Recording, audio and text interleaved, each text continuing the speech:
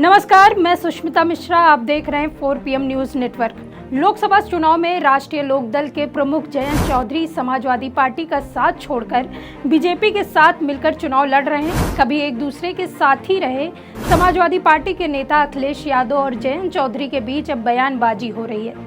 रविवार को अखिलेश यादव ने कल सहारनपुर की PM की रैली में जयंत चौधरी के शामिल नहीं होने पर तंज कसते हुए कहा कि उपेक्षित होकर अपमान का घूंट पी रहे। उन्होंने जयंत चौधरी पर बिना नाम लिए अखिलेश यादव ने निशाना साधा है। कल जयंत चौधरी को PM मोदी की सहारनपुर रैली में शामिल होना था, उसका ऐलान भी हो गया था, लेकिन जयंत मंच पर नहीं दिखे। अखिलेश यादव ने लिखा, पश्चिमी उत्तर प्रदेश में जिस प्रकार भाजपा की घोषित संयुक्त रैली में उनके साथ गए दल भी अपनी जगह नहीं पा रहे हैं और उपेक्षित होकर अपमान का घूंट पीकर रह जा रहे हैं। उन्होंने यहाँ तक कह दिया कि प्रत्याशी के समर्थन में की जा रही रैली तक में भी वो हिस्सा नहीं ले पा रहे हैं। इससे साफ जाहिर होता है कि भाजपा का गाठबंधन बन चुका है और वो पश्चिमी उत्तर प्रदेश में समाचार भर के लिए बचा है। सच में नहीं, भाजपा पश्चिमी उत्तर प्रदेश में हार मान चुकी है। उन्होंने लिखा कि 24 के लोकसभा चुनाव में भाजपा की बोहनी खराब हो जाएगी, क्योंकि उत्तर प्रदेश में चुनाव पश्चिमी उत्तर प्रदेश से ही शुरू हो रहा है।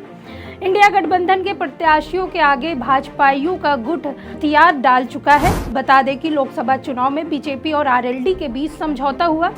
चौधरी को अपने साथ लाना उस संदर्भ में महत्वपूर्ण है क्योंकि रालोद का उस क्षेत्र में जाटों और किसानों के बीच प्रभाव है।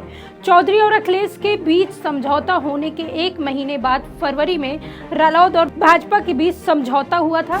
यह बदलाव तब आया जब भाजपा ने पूर्व प्रधानमंत्री चौधरी चरण सिंह को, जो जयंत चौधरी के दादा थे, उनको मरणोपरांत भारत रत्न से सम्मानित किया गया था।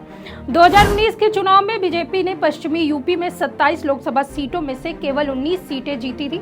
बीजेपी ने इस चुनाव में अपने दम पर 370 प्लस सीटों का लक्ष्य रखा है। उस लक्ष्य को हासिल करने के लिए भाजपा को यूपी से अधिकतम रिटर्न हासिल करने की आवश्यकता है। एक ऐसा राज्य जो लोकसभा में 80 सांसद भेजता है, उन 80 सीटों पर 2 पर RLD चुनाव लड़ेगी। पार्टी को बिजनौर और बागपत सीट दिया गया है और चंदन चौहान और राजकुमार सांगवान को उम्मीदवार बनाया गया है। इन सीटों को चौधरी के परिवार का गढ़ माना जाता है। तो इस तरह से अखिलेश यादव ने जिस तरह से तंज कसा है, उसे देखते हुए ये तो जरूर लग रहा है कि कहीं ना कहीं अखिलेश यादव चाहते हैं कि जयंत चौधरी उनके साथ रहे, क्योंकि जयंत चौधरी जिस तरह से अखिलेश यादव को छोड़ कर गए थे और अखिलेश यादव का एक बयान जो काफी वायरल हुआ था, उस बयान में उन्होंने कहा था कि जिसको आगे बढ़ाते वही साथ छोड़कर चले जाते, इसमें हम क्या करें।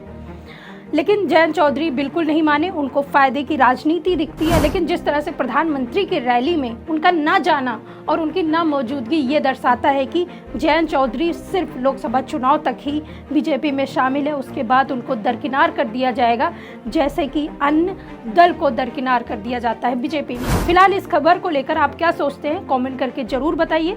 हमारे चैनल को सब्सक्राइब करिए, लाइक करिए और शेयर करना ना भूलें। तब तक के लिए देखते रहिए 4 PM न्यूज नेटवर्क। मैं सुष्मिता, नमस्कार।